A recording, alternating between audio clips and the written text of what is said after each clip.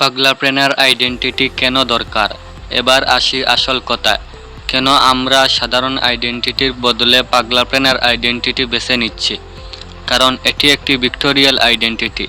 আপনি যখন নিজেকে পাগলাপ্রেনার বলেন, তখন আপনার সাবকনশিয়াস মাইন্ড বা অবচেতন মন জানে যে আপনার কোনো লিমিট নেই।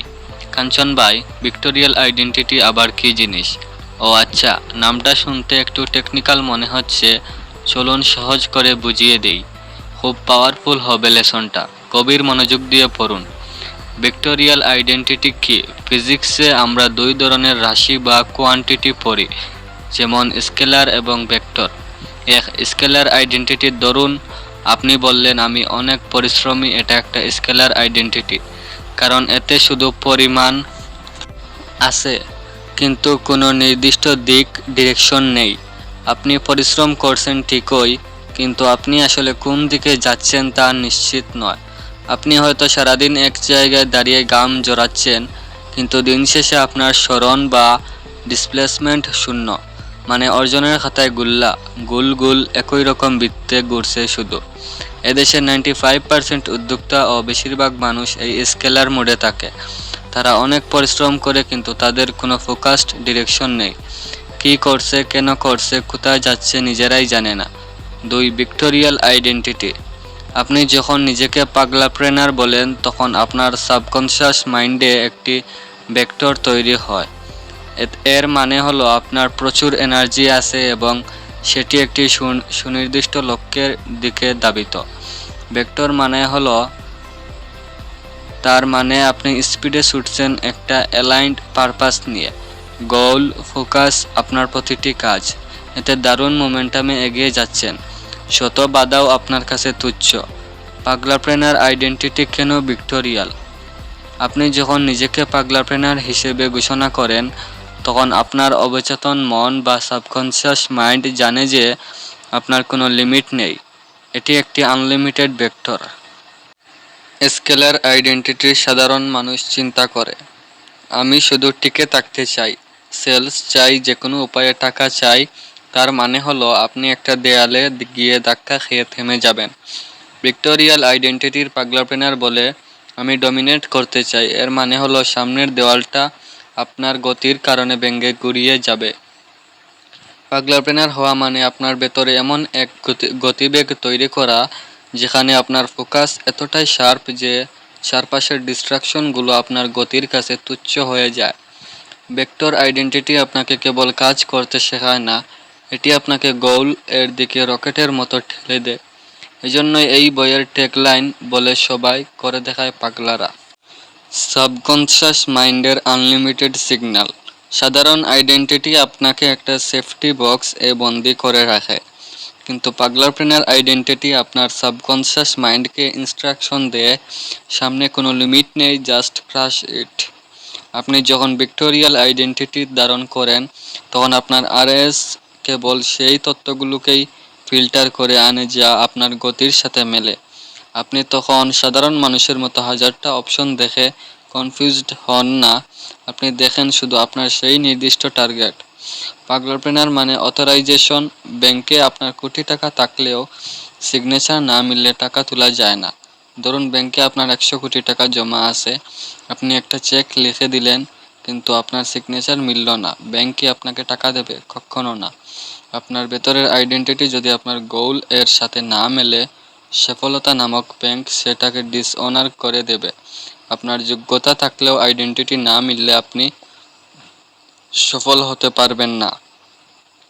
এই পাগলা পরিচয়টাই হলো সফলতার সেই সিগনেচার বা অথরাইজেশন কোড। অধিকাংশ উদ্যোক্তা নিজেকে মনে করে, আমি একজন সাধারণ মানুষ যে কিছু করার চেষ্টা করছে। এটা একটা দুর্বল আইডেন্টিটি। যখনই বিপদ আসে এই আইডেন্টিটি ভেঙে যায়। কিন্তু আপনি যখন ঘোষণা করেন আমি একজন পাগলাপ্রেনার, তখন আপনার আইডেন্টিটি হয়ে যায় একজন যোদ্ধার।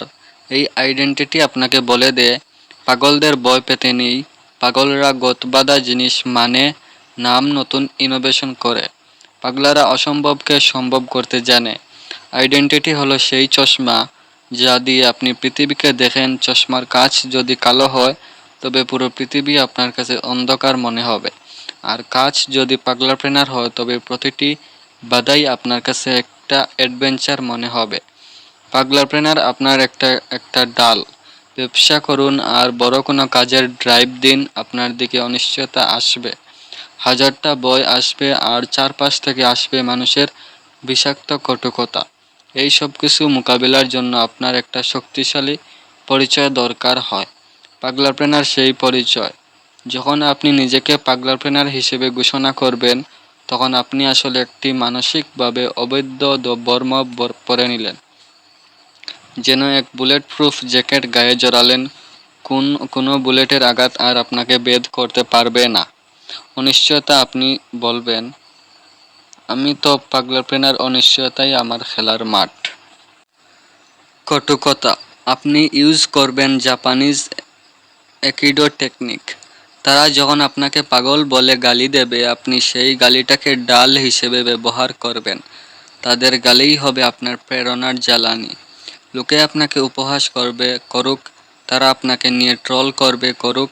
আপনি মনে মনে বলবেন, তোরা যে চাই বলিস ভাই, আমার পাগলাপ্রেনার হওয়া চাই।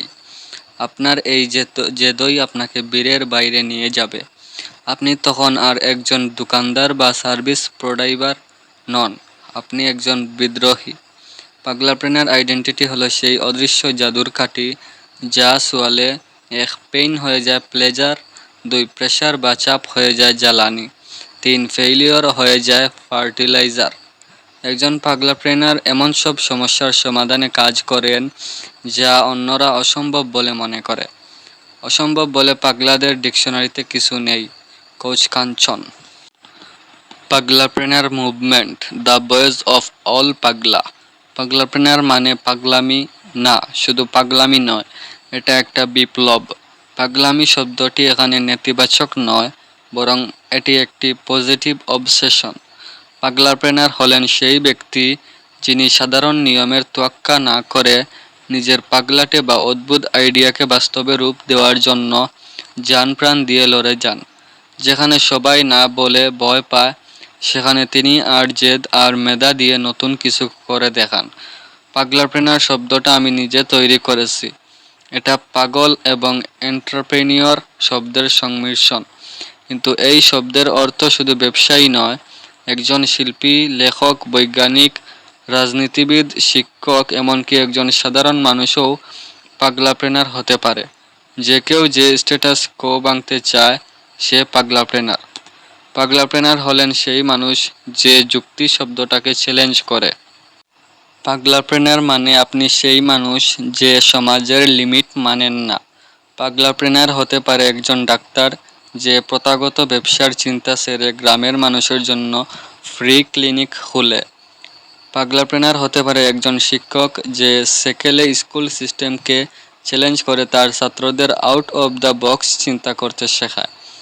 পাগলাপ্রেনার হতে পারে একজন গায়ক যে সস্তার জনপ্রিয়তার পেছনে না ছুটে নিজের মৌলিক ধরন তৈরি করে পৃথিবীকে তাক লাগিয়ে দেয়। এমনকি পাগলাপ্রেনার হতে পারে সেই মা যে তার সন্তানকে জিপিএ 5 পাওয়ার প্রতিযোগিতায় না নামিয়ে একজন সোলফুল মানুষ হিসেবে বড় করার সাহস দেখায়। মারিয়া মন্টেসরি এক জেদি ডাক্তারের পাগলামি। 1960 দশকের কথা। ইতালিতে মারিয়া মন্টেসরি নামে একজন ডাক্তার ছিলেন। সেই সময় পুরো শিক্ষা ব্যবস্থা ছিল কারাগারের মতো।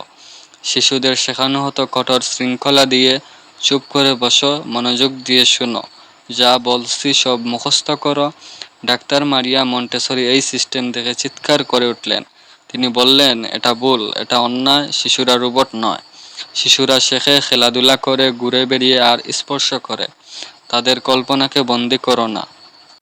ব্যাস, তৎকালীন সমাজ তার উপর ক্ষেপে উঠল। মানুষ তাকে ক্রেজি এনাফ বা পাগল বলে টিটকারি দিতে লাগলো। তাকে বলা হলো, ডাক্তার হয়ে শিক্ষার জ্ঞান দিচ্ছেন, নিজের কাজে মন দেন, গেয়ে যান। শৃঙ্খলা ছাড়া কি পড়াশোনা হয়? আপনি তো বাচ্চাদের ভবিষ্যৎ নষ্ট করছেন।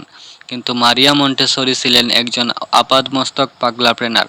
তিনি কারো কথা শুনলেন না। তিনি নিজের সবটুকু শক্তি দিয়ে নিজের স্কুল খুললেন, নিজের আলাদা পদ্ধতি তৈরি করলেন। আজ 120 বছর পর ফলাফল কি? আজ পৃথিবীর 110টি দেশে মন্টেসরি শিক্ষা পদ্ধতি রাজত্ব করছে। জানেন এই পদ্ধতি পরে কারা বড় হয়েছেন? ল্যারি পেজ ও সের্গেই ব্রিন, গুগলের প্রতিষ্ঠাতা, জেফ বেজোস, অ্যামাজনের প্রতিষ্ঠাতা সবাই মন্টেসরি স্কুলে পড়েছেন। তারা আজ বিশ্ব শাসন করছেন কারণ শৈশবে তাদের ডানা ছাঁটা হয়নি। আমাদের স্কুল সিস্টেম প্যারেন্টিং পদ্ধতিতে এখনও সেই মানদাতা আমলেই আটকে আছে। পাগলের জায়গা তৈরি করছে শুধু গণ্ডগোল। আমাদের মায়েরা এখন বুঝেন না যে নজরুল হতে যাকরা চুলই লাগে, স্মৃতি আর চুল নয়। এখন বলুন, মারিয়া মন্টেসরি কি কোনো কর্পোরেট উদ্যোক্তা ছিলেন? না, তিনি ছিলেন একজন ডাক্তার। তিনি কি পাগলাপ্রেনার ছিলেন? হ্যাঁ, 101 বার হ্যাঁ, কারণ তিনি স্ট্যাটাস কো বা প্রথাগত নিয়মকে লাথি মেরে চ্যালেঞ্জ করেছিলেন। তিনি গড্ডালিকা প্রবাহে গা ভাসিয়ে দেননি। আপনার ভেতরেও কি একজন মন্টেসরি আছে? তাকে এখনই জাগিয়ে তুলুন।